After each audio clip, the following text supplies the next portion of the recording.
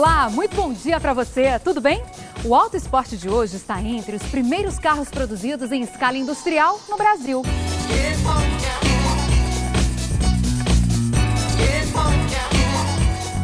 São 60 anos de estrada e algumas curiosidades, como o jeito de abrir as portas.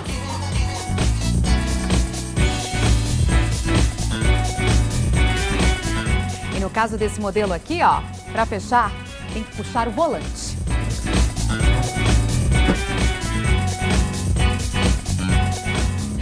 Mas antes da gente dar uma voltinha nessa espécie de bolha do tempo, que tal pensar em mudar a posição dos instrumentos do painel? É um sistema que ajuda bastante. Eu posso praticamente esquecer o painel de baixo. Sabia que tem poluição até na garagem? Os cuidados com carro preto. Tô vendo que você tá lavando um pano especial, né? Exatamente. A fábrica de um dos fantasmas ingleses mais sofisticados. E aqui é o que eles chamam de casamento. É quando o motor, transmissão e eixos se juntam à carroceria do carro. Uma Blitz diferente. Como é que você muda a marcha?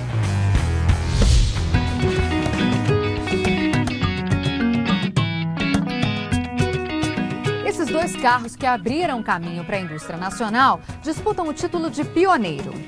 Qual deles foi o primeiro? Vemaguete ou Romizeta? O ano é certo, 1956, e a diferença entre eles é de apenas 2 meses. Romizeta foi lançado em setembro e Vemaguete em novembro. E o pai do Eugênio esteve diretamente envolvido nessa história. Certo, Eugênio? Verdade. O meu pai, ele é cofundador da empresa que veio a fabricar esse carro. E ele acabou conhecendo esse projeto através de uma publicação que ele viu na Itália. Em menos de um ano, a empresa montou a fábrica aqui no interior do estado de São Paulo e iniciou a produção do carro. Na época, não existia um órgão responsável por fiscalizar a indústria. E quando ele surgiu, os 2 carros já estavam na linha de produção. O DKV Vemaguete foi o primeiro a ser homologado, mas o Romi já estava em fabricação. E esses 2 modelos são bem diferentes, né? Apesar de terem nascido praticamente juntos, né? Sim. Mas tem alguma semelhança entre eles? Bom, especialmente esse modelo de Romizeta e o Vemaguete, eles têm em comum um motor 2 tempos. E o que quer dizer isso? O motor 2 tempos é um tipo de motor onde o óleo é misturado à gasolina no momento em que ele vai para a câmara de combustão. E então ele solta uma fumacinha característica que é meio azulada. E esse vermelhinho aí atrás de você, eu vi que ele tem o logo da BMW.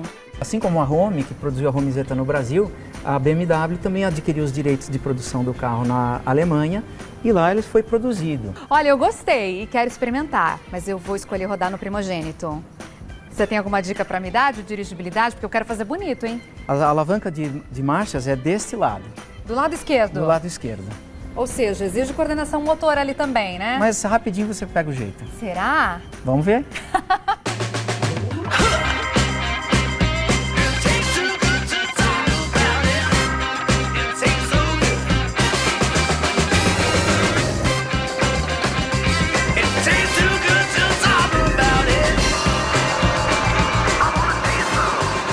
E tudo aqui dentro é resumido mesmo, viu? O painel é isso aí, o velocímetro é só. E para enxergar ainda tem que olhar através do volante. Agora, hoje, já dá para projetar a velocidade no para-brisa. Veja aí.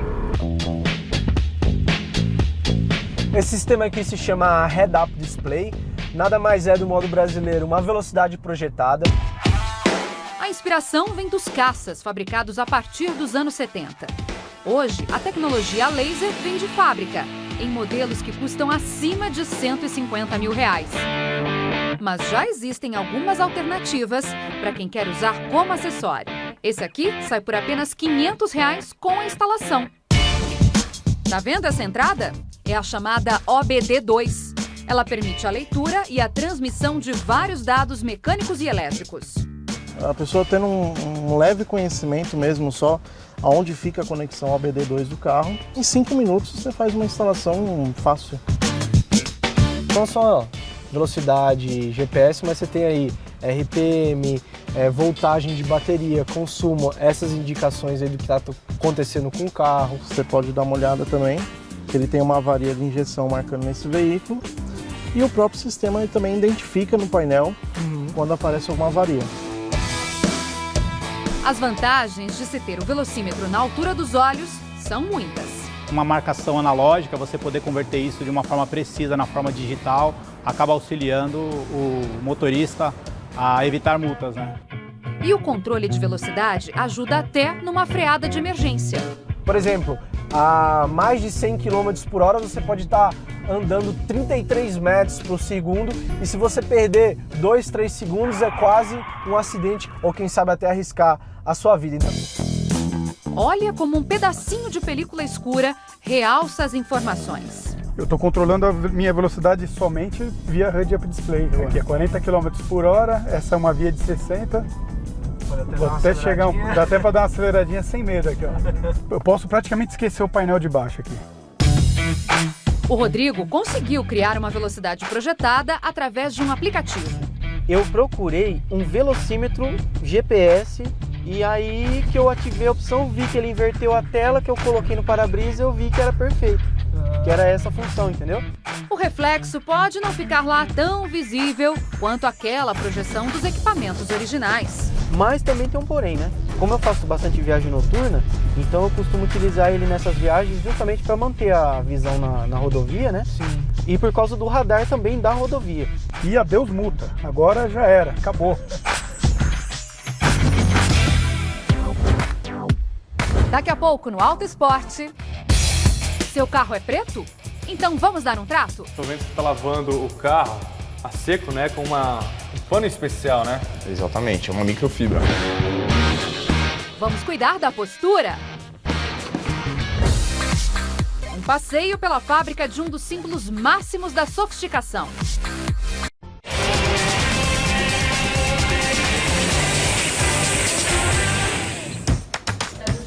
Já parou para pensar em quanto tempo você passa sentado? Em casa, no trabalho, no carro?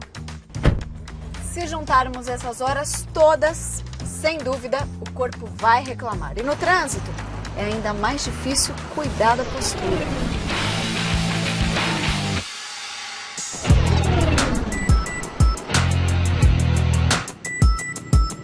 Na hora de dirigir, como é que ficam as costas? Totalmente encostadas? Eu prefiro deixar ela totalmente encostada. Coloque a mão no volante. Olha, tem um erro aí, né? A maneira de posicionar a mão seria uma antagônica à outra. Então, uma de um lado e a outra no lado oposto. Os braços não estão tão semiflexionados como deveriam estar. Como é que você muda a marcha? Tem uma semiflexão do punho. Ele pode ter um comprometimento do túnel do carpo. Tem que ter o punho e o braço retos. Apesar de menos conhecido, esse problema no pulso está no top 3 das doenças comuns entre os motoristas. As dores articulares só perdem para o estresse e para as dores nas costas, número 1 do ranking. Anderson, acho que eu tenho uma má notícia para você. Vixe, dessa vez não deu.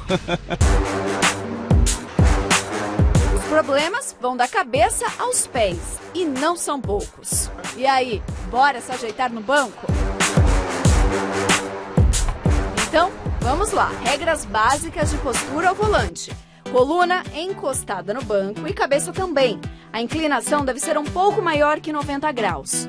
Banco sempre ajustado para os joelhos ficarem um pouco flexionados. Cotovelos também, levemente flexionados e próximos ao corpo. Para isso, atente aos ajustes do encosto, do banco e do volante. E sabe aquele hábito de apoiar o braço na janela? Esqueça! Isso significa que a sua coluna vai ficar torta, assim como encosto muito inclinado ou corpo colado ao volante. Repara como fica a postura. E para o corpo não sentir os prejuízos de ficar muito tempo sentado, é importante fortalecer a musculatura e fazer alguns intervalos no dia a dia. Tem exercício que pode ser feito no próprio carro estacionado. Você vai respirar e vai mobilizar seu ombro, né? Fazer movimentos para trás, ó. Essa movimentação pode ser feita ao contrário. Com a respiração você elimina o estresse. Uma dica boa é uma bolinha. Você vai executar exercícios de apertar, com isso você vai tonificar seu braço e principalmente vai aumentar mais um pouco o seu estado de alerta. São muitos os detalhes para prestar atenção, concordo. Mas quem segue tudo direitinho, dirige todos os dias por mais de 50 anos e não sente nadica. Duvida? Troca pra gente uma marcha pra eu ver. Perfeito, olha, retinho, punho reto, muito bem. 50 anos ergonomicamente bem ao volante. Ele está bem posicionado, o encosto, usando bem o encosto, a parte dorsal e lombar. Pro senhor eu já tenho certeza qual vai ser essa placa. Obrigado. He is the 2016 MotoGP World Champion. Um dos segredos do campeão da temporada, o espanhol Marc Marquez, é a freada. Ele vai até o limite.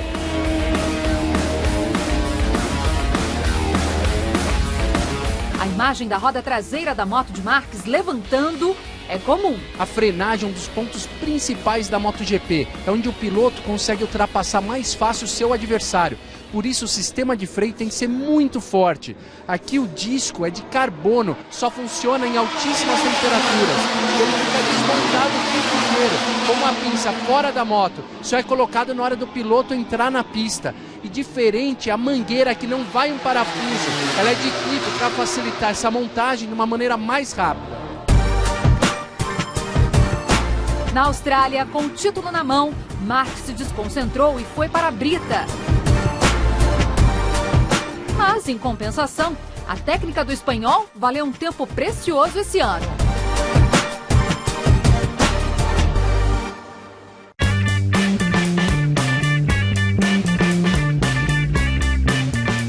Nos anos 50, o efeito saia e blusa dava um ar de sofisticação para os carros. E com a Romizeta não era diferente. Concorda?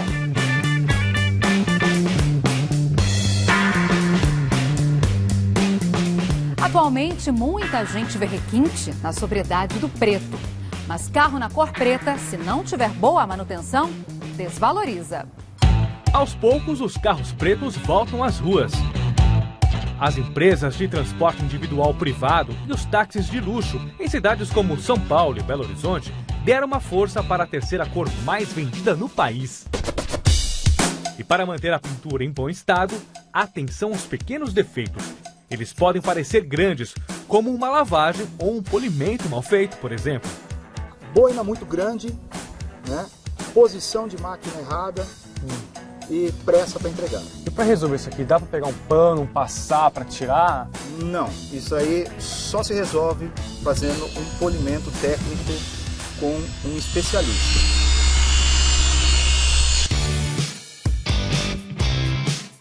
O Felipe lava em média 10 carros por dia. E para ele, até o pano faz a diferença. Tô vendo que você está lavando o carro a seco, né? Com um pano especial, né? Exatamente, é uma microfibra. Eles são vários anéisinhos e esses anéisinhos são os responsáveis por pegar a sujeira da lata do carro e jogar para dentro do pano. Não pode ser um pano comum? Não pode ser um pano comum. Por Tem quê? que ser uma microfibra e, de preferência, uma microfibra de gramatura alta, que ela é mais grossa, ela tem mais anéis e ela garante que a lavagem vai ser bem executada. Agora, para investigar os riscos, a ferramenta é essa aqui. Olha, tem vários exemplos aqui, ó, nesses cantinhos. Esse tipo de risco ele é muito mais fácil de se ver com a luz. Eu sugiro um polimento bem feito ou uma repintura. A lavagem tira sujeira, não riscos. Eu vi que você tem a unha grande, né? Tenho, e aí acaba ralando aqui também, ó, quando eu vou abrir. Aí aqui também tem alguns arranhões. Ó. Quando foi a última vez que você lavou esse carro? Faz quase 2 meses 2 já. meses? 2 meses. Os produtos para a lavagem devem ser borrifados sempre a 1 metro de distância para espalhar melhor. Evite ceras gordurosas. A sujeira pode grudar ainda mais. E depois de lavado, só coloque ao sol depois de totalmente seco. E aí, entendeu, Fernando? O carro preto precisa de mais cuidado. Tá bom, vou cuidar mais dele agora.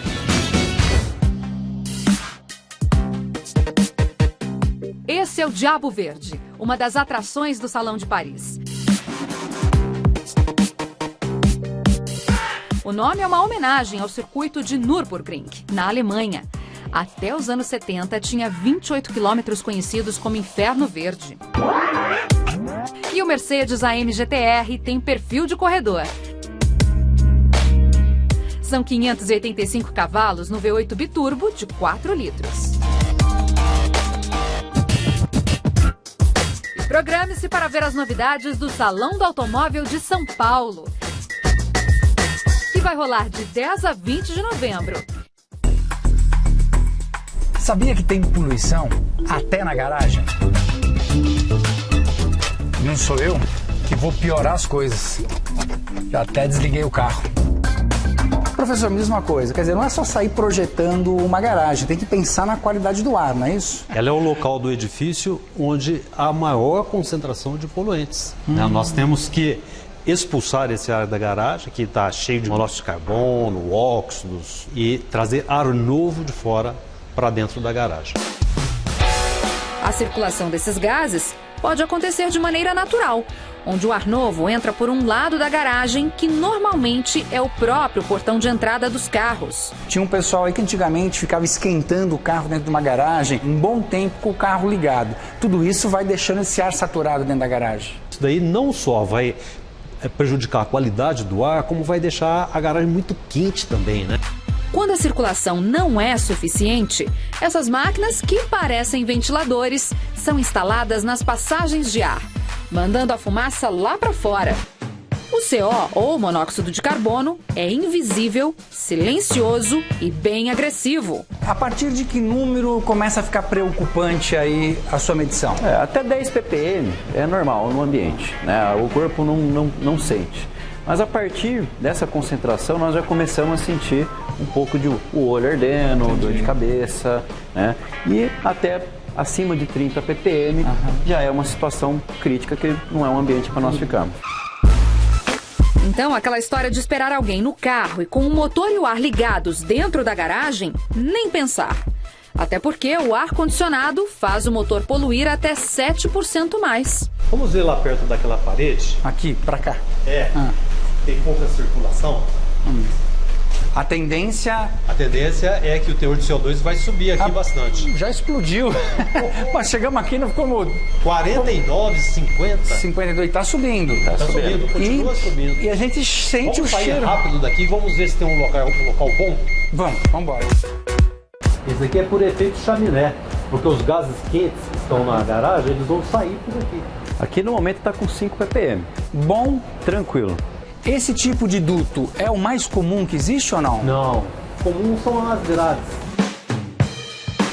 Essas grades são colocadas assim, na maioria das vezes, para ajudar as pessoas que estão lá embaixo na garagem a respirar.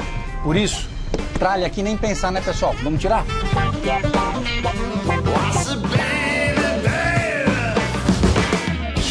A seguir no Auto Esporte, um passeio pela fábrica de um dos símbolos máximos da sofisticação. E a partir de agora, este selo do Inmetro vai estar também nos pneus novos.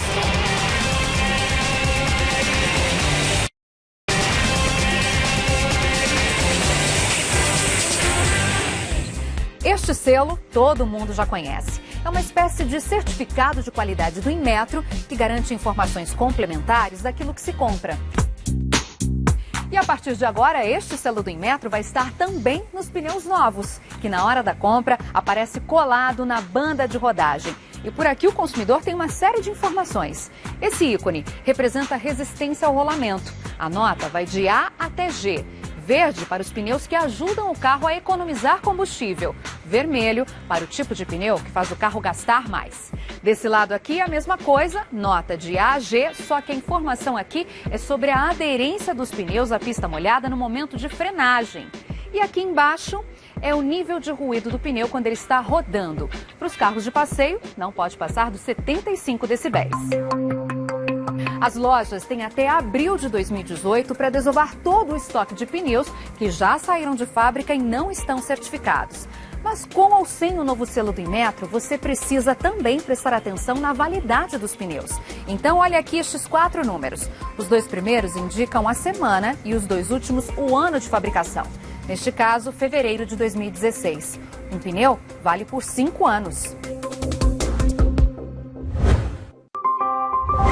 As ruas vazias da pequena Chichester parecem chamar fantasmas. Reza a lenda que todo Rolls-Royce se movimenta de uma maneira tão silenciosa que eles aparecem como fantasma. Não à toa é esse o significado em português do nome de todos os modelos da marca. Wraith, Phantom, Ghost. Um cupê de luxo disposto a não se assustar com a concorrência. Bentley e Aston Martin possuem modelos poderosos para conversar com um público que quer requinte, mas também jovialidade. O Wraith mostra o caminho que a Rolls-Royce quer seguir daqui em diante. É o menor modelo da marca hoje em dia, tem só 5 metros e 26 centímetros. É muito menos do que o 5,84, por exemplo, do Phantom, aquele Rolls-Royce gigante, clássico, que a gente já conhece. Lançado no Salão de Genebra de 2013, o Wraith preserva a tradição. A grade filetada, em conjunto com o logo e o símbolo do espírito de êxtase.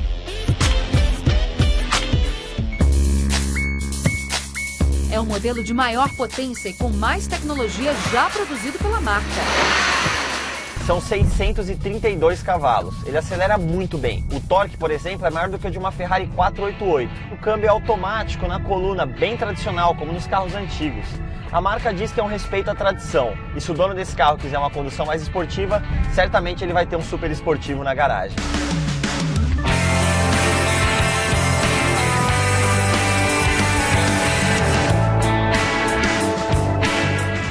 Ele tem aqui um sistema muito interessante, conhecido como SAT, que monitora o carro o tempo inteiro via satélite. E assim ele consegue ver a estrada que você está circulando. Por exemplo, agora eu vou fazer uma curva à esquerda. Se ele achar que eu estou muito rápido para fazer essa curva, ele pode diminuir a potência do meu motor em até 30%.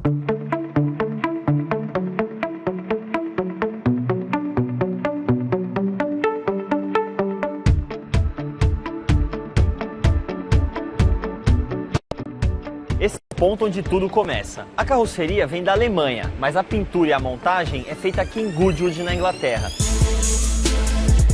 Uma seção onde a dúvida deve ser grande é essa: escolher a combinação de tons.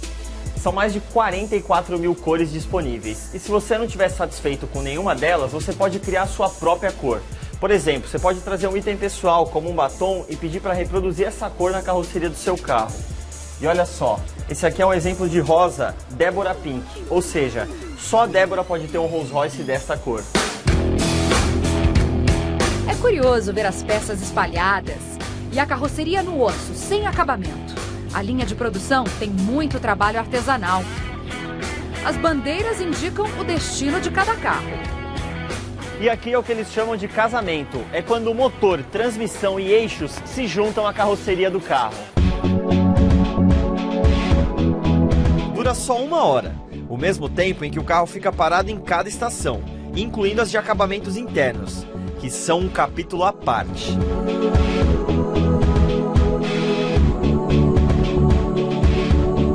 Para as peças de madeira, há uma marcenaria com materiais raros, que atendem os gostos de cada cliente ao redor do mundo.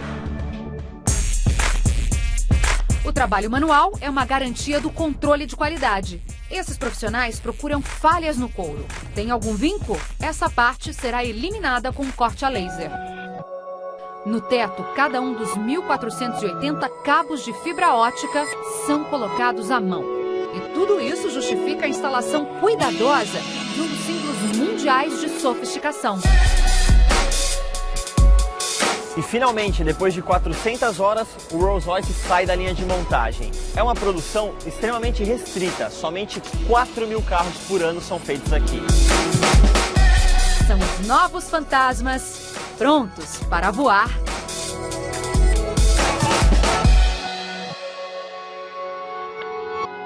E por hoje é isso, mas domingo que vem tem mais. Para você, uma ótima semana. Um beijo, tchau, tchau.